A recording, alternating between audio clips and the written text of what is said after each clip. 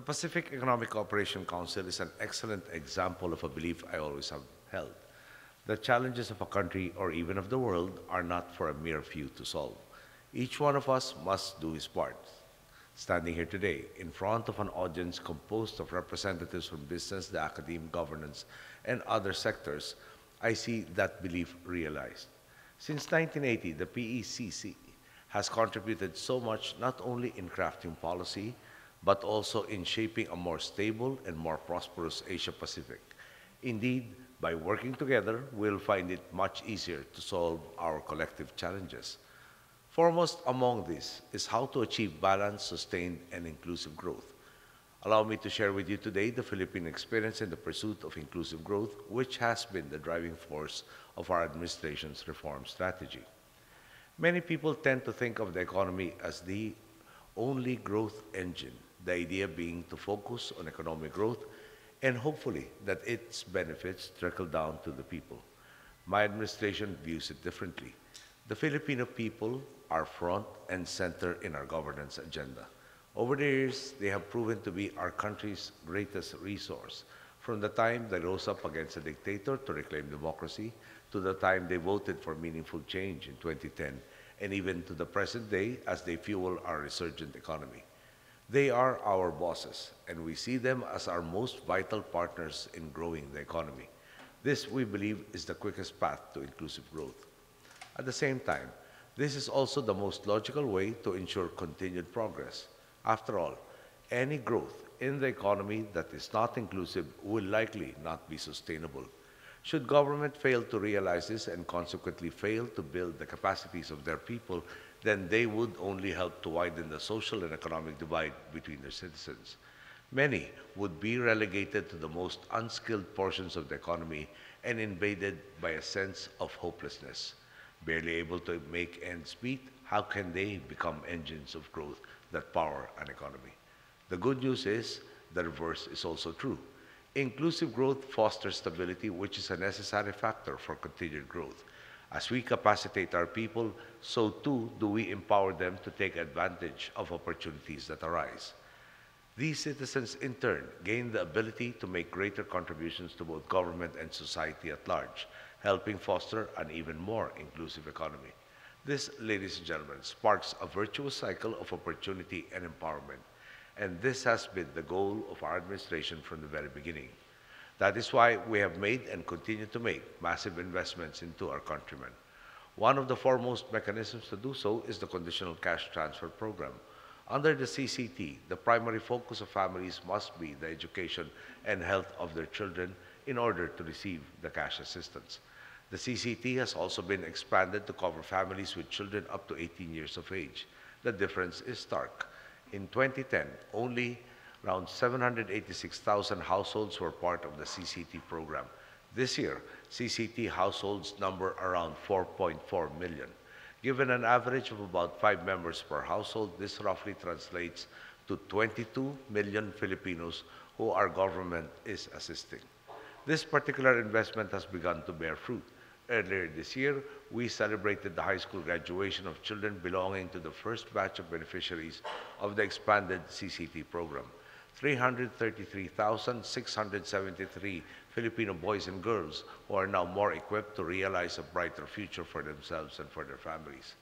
By itself, the CCT already displays the importance our administration gives to education.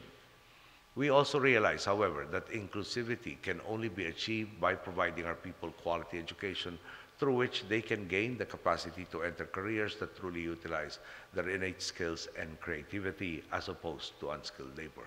This enables them to take on jobs that have a distinct growth path, as opposed to ones that condemn them to day-to-day subsistence, such as those considered menial labor. The extension of our 10-year basic education cycle through K-12 reforms gives Filipino youths a solid foundation, after which they can choose to pursue technical vocational courses, higher education, or direct employment. Whatever they choose, government has likewise implemented measures that ensure students reap the maximum benefit from their chosen course. Programs offered by state universities and colleges are monitored carefully, with substandard programs closed or phased out. We likewise exert efforts to guide students towards fields in high demand in the labor market. The same principle can be seen in the programs of our Technical Education and Skills Development Authority, or TESDA. TESDA has had much success in partnering with the private sector to implement training programs. An example of the result, as an example rather of the results, let us take a look at a partnership forged with the semiconductors and electronics industry. A 91.26% employment rate has been attained for the graduates of TESDA. As we have invested in the Filipino people these past few years, so too have we been hard at work to ensure that these investments pay off, that the Philippines becomes a true regime of opportunities. From holding the crop accountable to plugging leaks and holes in the system to exercising fiscal prudence, systematic reform has been implemented to level the playing field and create an attractive climate for business. Transparency and accountability are no longer just ideals, they are realities in the Philippines. The sea change that has swept our country has gained the administration the confidence of the world. We have climbed competitiveness indices at a tremendous pace. We have achieved investment grade and continue to receive upgrades from the three major credit ratings agencies. The information technology business process management sector now employs over 1 million individuals and earns nearly $19 billion in revenues. Philippine manufacturing has rebounded completely, growing by 8% from 2010 to 2014, which is significantly higher than its 3% growth from 2000 to 2009. In 2014, foreign direct investments were at an all-time high at $6.20 billion. Nowhere is this optimism more evident in our own countrymen. Under the previous administration, from the first quarter of 2003 to the second quarter of 2010, domestic investments totaled only 1.24 trillion pesos. On the other hand, under our watch, from the third quarter of 2010 to just the last quarter of 2014, investments by Filipino nationals stand at 2.09 trillion pesos. It goes without saying, everyone across the entire spectrum of society is fully and completely engaged in growth, and we want to accelerate this momentum. Government is exerting the maximum effort to further engender an atmosphere conducive to business down to our communities. In the same way that government has invested into the capacities of Filipinos through social services and education, among others, so too are we making investments to ensure that micro, small, and medium enterprises reach their full potential. Our SME Roving Academy has helped more than 85,000 potential and established Filipino entrepreneurs by training them in business planning, financial management, and product pricing and costing, amongst other endeavors. In a few months' time, by the end of 2015, 100 Go Negosyo or business centers will be put up around the country. This will offer MSMEs services such as business registration processing, training sessions and seminars, and the establishment of market linkages. With greater regional integration on the horizon and the vast potential of e-commerce, these interventions will help our MSME sector to thrive. In the past 5 years, government has likewise worked to enhance the state of Philippine infrastructure. In 2010, the infrastructure budget was equivalent to 1.8% of our gross domestic product. Today, it stands at 4% of the budget, and we are determined to increase it to 5% of GDP by 2016.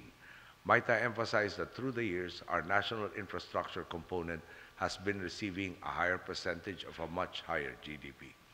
A task force of different agencies is hard at work to alleviate traffic along Metro Manila's thoroughfares. Critical transport infrastructure like seaports, airports, bus terminals, and light rail transport continue to be upgraded, while big-ticket projects for transportation systems are in the pipeline. This will not only ensure that the Philippines becomes more competitive, but the benefits of trade, investment, and growth are able to reach even the most far-flung communities of the Philippines. In anticipation of greater regional integration, and in order to ensure that our long-term growth prospects remain good, we have opened up key sectors. In 2014, I signed into law the act allowing the full entry of foreign banks in the Philippines. Just a few months ago, I likewise signed into law the amendments to our cabotage law, which will improve the transport of cargo for import and export, and the Philippine Competition Act, which will penalize all forms of unfair trade and prevent monopolies. What our government has done over the last few years has been to stimulate a virtuous cycle of empowerment, where the growth of business, industry, and the wider economy is spurred by the participation of the dynamic, innovative, and hardworking Filipino people. At every step of the way, our government is there to provide support. At every step of the way, whether we are studying the plans for a new bridge or evaluating fiscal policy, we have always asked ourselves, how does this redound to the benefit of our countrymen? This strategy and the success it has wrought in my country is proof positive of the simple fact that economic progress is inseparable from the progress of the people. Good governance works, reforms works. Even more encouraging is the fact that transformation has not just taken place in our institutions and our economy, it has taken place in the mindset of Filipinos. We see today a people who have felt the effects of good governance and who will refuse to accept anything less. My countrymen will continue to demand integrity, accountability, and sustainable inclusive growth, even after I have stepped down from office. They will demand the continuity of the successes we have reaped.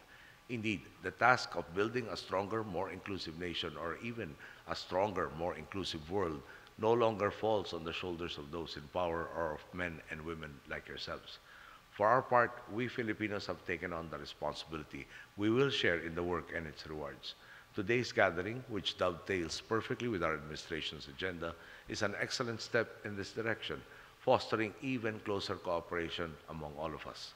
I am confident that by the end of the general meeting, you will have helped to generate not only new ideas and policies, but also true and meaningful change. I thank you. Good day.